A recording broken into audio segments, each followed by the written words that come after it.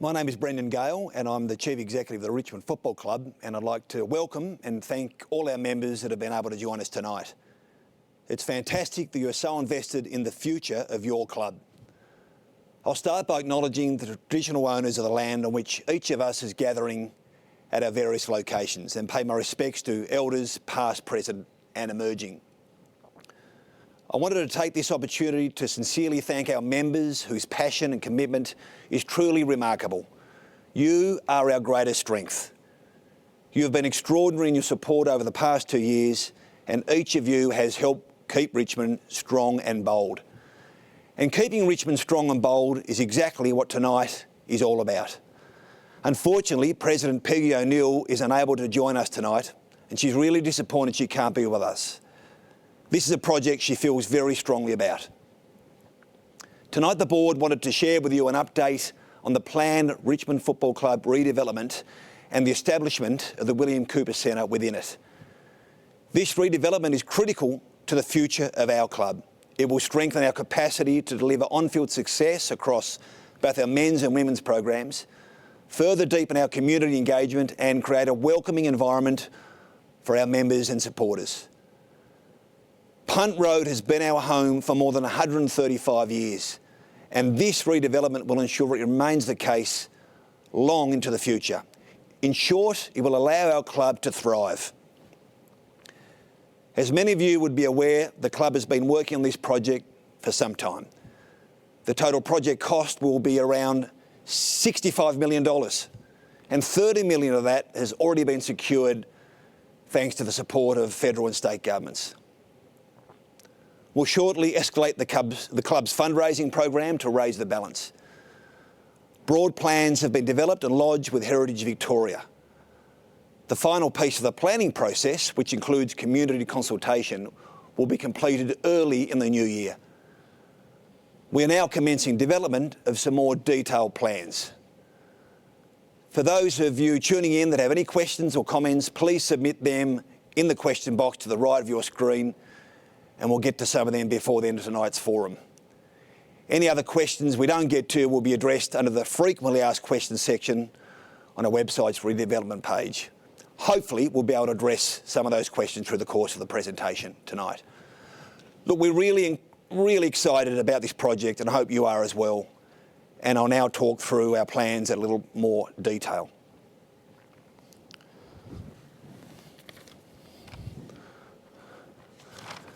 So for the next few slides, I'm going to talk about the key aspects of this project and what the redevelopment will deliver. Firstly, it will keep Richmond at Richmond. Our business has grown enormously since the establishment of the Swinburne Centre back in 2011, when we had one football team and around 50 odd staff. We've got multiple football teams, we've got 153 staff, we've got a range of social impact programs. The current facility, in short, is no longer fit for purpose. And if we don't continue to invest in our future, in our strong involved future, our medium-term, our long-term future will be jeopardised. And the option of moving from our home for more than 130 years, our home of more than 135 years, is unacceptable. Secondly, it will deliver state-of-the-art facilities for our female athletes. Our women's program is firmly embedded in the club. It's a really important growth opportunity for our club and for the entire AFL. This redevelopment will allow our female athletes to the best athletes they can be and realise their potential and deliver great performance on field. Importantly, these facilities will be significantly improved for our men's program. As I said before, the current Swinburne facility, which hosts the men's program, was delivered in 2011, and there are some aspects already of that are outdated. Our preparation off the field is as important as preparation on it. The redevelopment will provide improved gym facilities and optimised teaching spaces to assist with player development and ultimately performance. Importantly, Punt Road Oval will be the same dimensions as the MCG. sorry, I've jumped ahead, the same as the MCG. To have a training facility the same dimensions as our men's home ground is critical. At the moment, simply stated, it's too small. In our inaugural year of AFLW, we're proud to run out our very first AFLW team. We weren't permitted to play games at Punt Road Oval because the ground didn't meet AFLW match ground size requirements, which is a real shame. And as far as the men's go, our athletes year after year are getting bigger and stronger, more powerful, more ballistic. And as each generation comes through, the ground is rendered smaller and smaller and smaller. It's impacting the way we train, it's impacted the way games are played, and ultimately it's impacting development.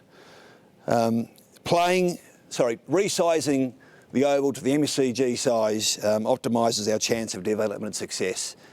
We've got one last shot in the locker to improve and enhance the size of the ground, and we must seize it. Punt Road Oval is such an important and iconic part of our brand and our position as a club. Its visibility, its accessibility has been such an important part of the club's history, and arguably it's sustained the club through good times and bad times. It's been easy to get to, proximity to the G, proximity to Richmond Station. The current capacity is around 2,500. I think the max crowd we've had in the last few years is about 2,200. The facilities simply aren't up to scratch from a spectator point of view. This redevelopment will improve the capacity up to about 8,000 spectators, members, fans, and they'll be accommodated much, much more comfortably with a much improved amenity. It'll provide a much more engaging environment for our members now and our members and supporters well into the future. We're a purpose-driven club. We make no bones about that, and our purpose of connecting to thrive and win is reflected across the breadth of our club, through our football programs, the way we play, the way we develop leadership, into our membership, to our business partners, and importantly through our social impact programs, which we're very, very proud of, which our members and fans engage with and buy into. This development will provide improved space for the Corrin Institute, which works with Indigenous communities to empower the next generation of Indigenous leaders. Basher Hooley is not just an icon of our club, he's an icon of the game. We've got a responsibility to cement his legacy and build stronger, more cohesive communities. The new development will be the home of the Basher Hooley Foundation. The new development will also provide optimised facilities and quality classroom space for the Melbourne Indigenous Transition School, which is a really central part of our social impact offering. The new development will provide underground car parking. The current car parking arrangements, which many of you would be familiar with, aren't just an eyesore, they're actually dangerous, with multiple stakeholder use, with kids and parents using it to access facilities and programs. We've been searching for a solution for a long time, and this redevelopment provides it. 3 levels of underground car parking will meet not just our needs, but the needs of our stakeholders as well. The car parking solution will significantly improve the aspect of Yarra Park. It will become more useful for the community.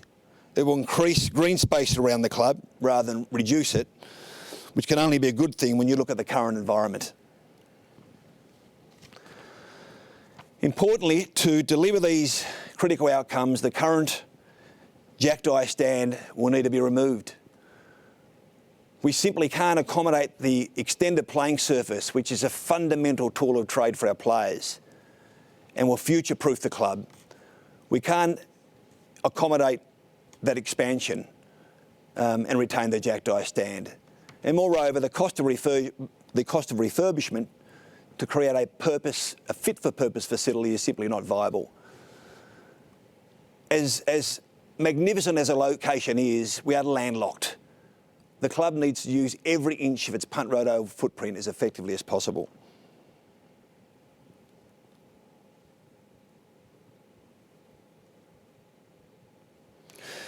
So the graph I've presented you is fairly self-explanatory. On the top left there is the relative dimensions of the Punt Road Oval via the MCG, and whilst the length is similar, the width is significantly different at 12 metres. An increase in 12-metre width will have a significant impact on the way we train and the way we play for both men's and women's football. The diagram on the right shows the current configuration and its relationship with the Jackdye stand. In order to enable the expansion of the oval to MCG size dimensions, the stand has to make way. And by doing so, it will have an oval that meets AFLW regulations, and it'll be fit for purpose for our men's. It'll enable greater spectator capacity, up to around 8,000 people when we contemplate the entire project. It'll maximise spectator access around the field of play. At the moment, there are pinch points which prevent that. More space, reduce the likelihood of collision injuries and the risk of players missing games, reduce the impact of overuse, and it allows the ability of service providers to access the ground from various points. So I wanted to share with you tonight, it's a bit of an exclusive. The new stand, the board recently ratified, the new stand will simply be referred to as the Jackdye stand. We think this is really important. We think, Jackdye's legacy at our club is profound. His position with our club is unimpeachable. I've liaised closely with Jackdye Jr. As we've developed and refined this project, and the Dyer family are understanding of our reasons for the removal of the stand, and very supportive of the importance to continue to invest in our strong and bold future. And they're thrilled, clearly, and very proud to have the stand continue to be named in his honour. We're going to work really hard to incorporate as many historical elements, aspects of the old Jackdye stand into the new structure. We'll retain the old red bricks that will be deployed at various stages. We've got the whole range of plaques which commemorate the generous donations of supporters into the Jackdye Foundation. There'll be a range of other salvageable components that we can include in the new structure. It's important to note there have been many iterations of this stand throughout history. It was built in 1914, but there have been many changes, additions, structural alterations. But this latest iteration will do the name proud. So I want to give you a sense of just some images now of what the development, and in particular, I guess, the stand will look like. Now, firstly, this is the rear of the new Jackdye stand. And I guess what I want to highlight here is the platform or town square meeting area. It'll become a central gathering point where people, fans, can meet pre-game, catch up. There'll be food vendors, there'll be fan activation. It'll be a real town square-like setup. They gather before the march to the G. But they're gathering essentially a cap or platform which has been taken from the level of the existing MCC cricket wicket table, which is adjacent to the car park and elevated. So a cap will be taken out, extended to the new structure, and beneath that will be 3 levels of underground car parking. But importantly, on top of that, will create this town square gathering space, which will extend along the circumference of the new structure, a meeting, gathering, connecting place, which we think is far superior to what we currently have, and clearly much, much safer, given we take cars out of the equation. Here's another angle of the Jackdye stand from the front. A lot of detail to be developed internally. I mean, these slides and these images are for external scrutiny, etc. But this will give you a sense. The new stand will hold about 1,800 seated comfortably. The glass areas behind will be offices and space for community to program and for some social activity. You see the existing Swinburne Centre on the left. You see a glass box in between. That is like a high, what we call an atrium, similar to what you might see with an Apple store. And that'll be a central sort of entry point. It'll be a place where people can gather and it'll be a thoroughfare for staff, players, staff to move from one facility to the other. The football facilities, the football performance facilities for both men's will remain located in the Swinburne Centre, and the women's at ground level in the new structure. They'll all be on one level, and in the middle there will be well-placed, well-positioned shared facilities such as gyms, rehabilitation, medical, sports science, etc., etc. Just another angle of another aspect of the Jackdaw stand. Once again, this gives you a sense of the platform extending out from the cricket wicket area. And rather than looking at a dirty old asphalt car park with weeds and that running through it, and with kids running through and parents, etc., you've got a huge increase in green space, beautiful on the eye, much more aesthetically pleasing, and you get a sense of access from off Punt Road through the driveway, driving in and under 3 levels of car parking.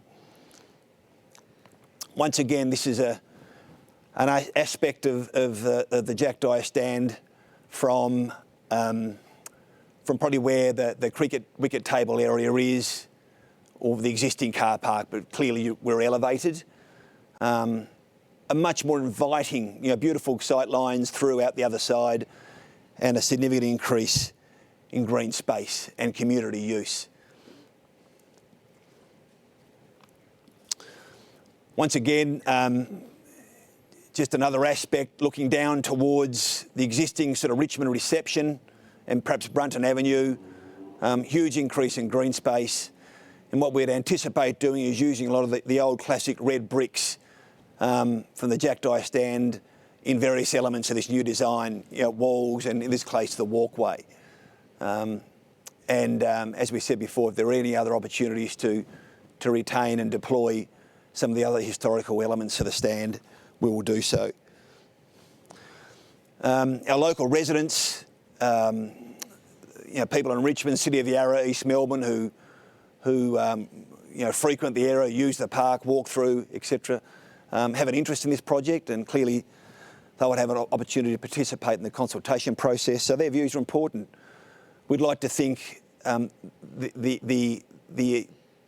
it's a much more aesthetically impressive structure. Here's before redevelopment.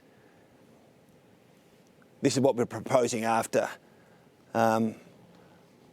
Beautiful sight lines straight through to the Oval, much more inviting, open, much more accessible, much more community friendly, and once again an increase in green space. Once again, before and after.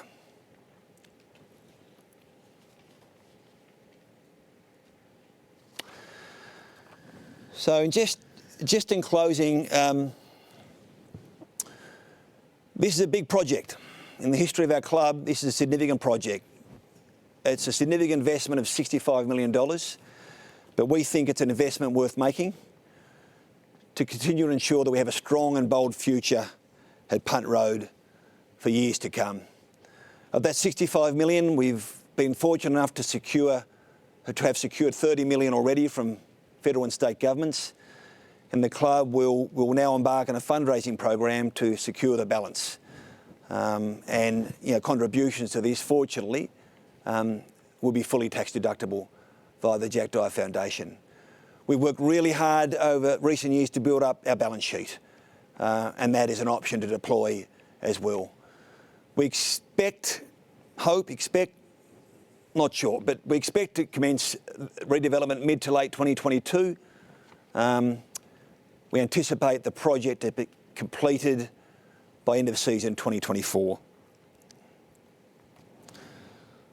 So just in closing, Richmond Football Club will remain in Richmond, and that is of enormous historical significance.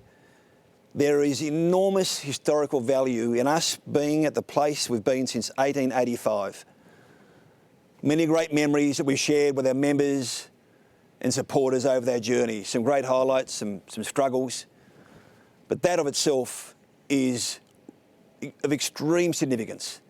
And if we don't continue to invest in our facility to ensure that it's not fit for purpose, to ensure that it can continue to meet the needs of a rapidly growing and diversifying business, well, our connection with Punt Road in the medium to long-term future is jeopardised.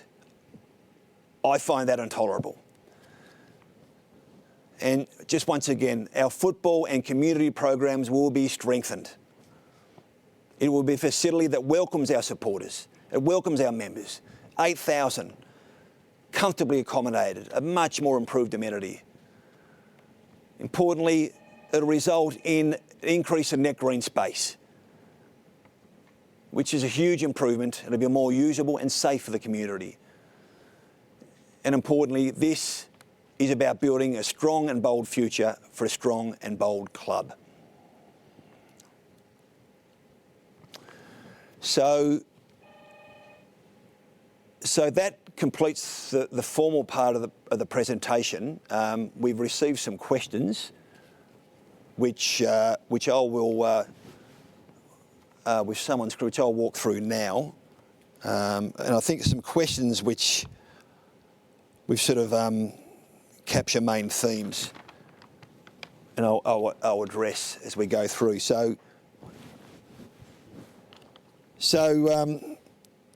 Firstly, the first question is, what will happen to the existing plaques at the Jackdaw stand? Those who may have missed it, we have a number of plaques at the back of the Jackdaw stand which celebrate or acknowledge all the incredible contributors to the Jackdaw Foundation in its early years. I can assure you they'll be protected. Our club historian, Red Bartlett, has had a good look around all the stands and identified all the plaques, and they'll be kept and improved, and they'll form part of the new structure, the new stand in some way, shape or form. Another question is, why isn't the Jackdaw stand heritage listed? The Jackdaw stand isn't heritage listed, but Yarra Park, importantly, Yarra Park, in which we're situated, is heritage listed. And as the new facility will be making some minor changes on the footprint of Yarra Park, we need to make a submission to Heritage Victoria, which we've done, and which I referred to early in the presentation. Another question is, how will we honour Jack Dyer at Punt Road Oval? I think I've answered that. The board has ratified the naming of the refurbished building, the Jack Dyer stand, and we couldn't think of anything more important to acknowledge his legacy, and the legacy which is profound, and a position at our club, as I said before, which is unimpeachable. So why are we naming it the William Cooper Centre? The William Cooper Centre will be the name given to the community centre within the new building, not the facility itself. As I said before, we're a purpose-based club, and this component is central to the new development. And given our commitment to Indigenous Australia and reconciliation, we feel it's appropriate to honour William Cooper, an Aboriginal man that did so much to fight injustice. And the family are thrilled with the decision, particularly our former player, Nathan Drummond, as William Cooper was his great-great-grandfather, which we acknowledged and celebrated at the time. Is there a chance to own a piece of the Jack Dyer stand?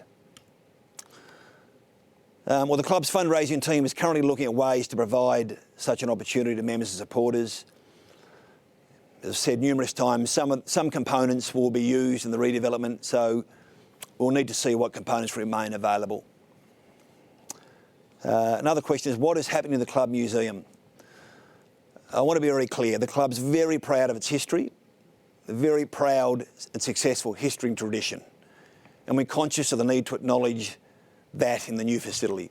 We're contemplating a range of options, one being the presentation of our history through the facility with a particular focus on the point of entry to the club, which was that glass atrium I spoke about, which is a central atrium where people will gather, walk through, which will be accessible, where the contents of the museum, a living museum, will be on full display.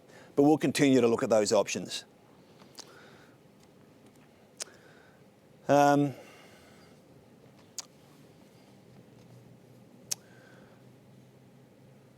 Question from Russell. Would it be possible to recreate a virtual tour of the existing Jack Dye stand so its history is preserved online for future generations of Tiger supporters? Look, we'll take that on notice. I mean, one of the things we need to really sit down as we fine-tune is how we can use and deploy technology around the place. That's something we can look at. Will the players still train at Punt Road during construction or not? We anticipate that the reconfiguration, resizing of the oval will be the last piece in the construction program. And we'll be doing that to minimise any interruption to the training program for our players, men and women, as much as possible. There may be some interruption, but clearly, given the importance of that, we'll be seeking to minimise any interruption as much as possible. Will the new facility ensure Richmond Football Club has sufficient space for all foreseeable future requirements? Yes. Part of a major consideration of this development has been future-proofing for future needs. And as we're refining these plans, and we're seeing with the impact of COVID and the increasing use of technology, it's changing the nature we work, as we speak. The other thing that's probably worth mentioning is that this plan contemplates in the future, at a later point, resolution of Richmond Station. It's been discussed, it's been mooted, it's been raised by various sides of government as a huge development opportunity. Richmond Station, the establishment of platforms for station to MCG, etc., raising platforms above Brunton Avenue, and I guess that's been a major consideration. How whatever we do in the future can be sympathetic to that.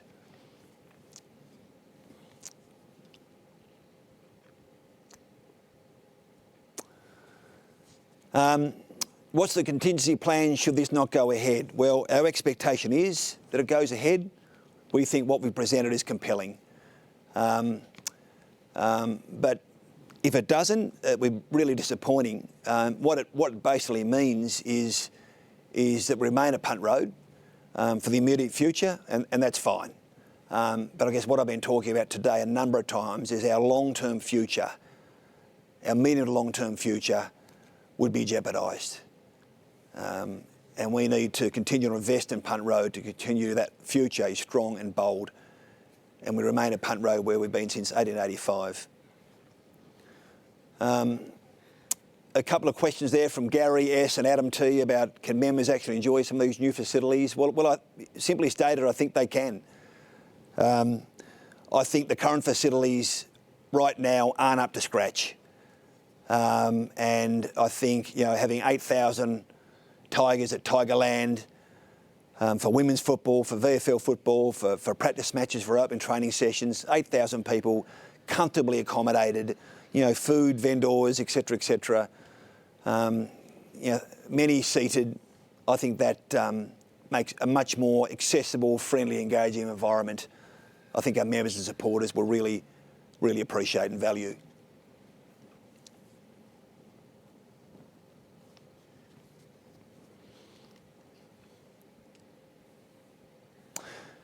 A question there, will there be lights for night games? That's something that is not in scope at the moment, but it may. Our lights are fit for purpose for training, and games can be broadcasted, but they need to be supported with extra lights.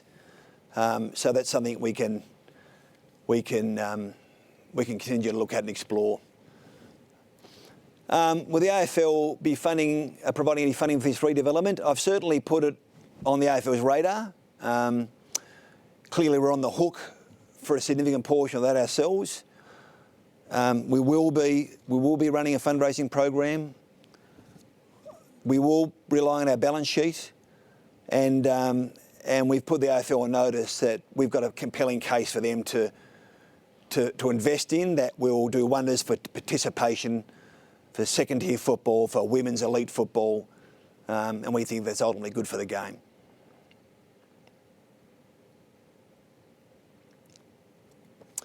From Anonymous, can there be a final ceremony to farewell the Jack Dye stand? Look, we'll take that on notice and you know, that's something that we can, I'm sure, stage. But we can deal with those things in due course.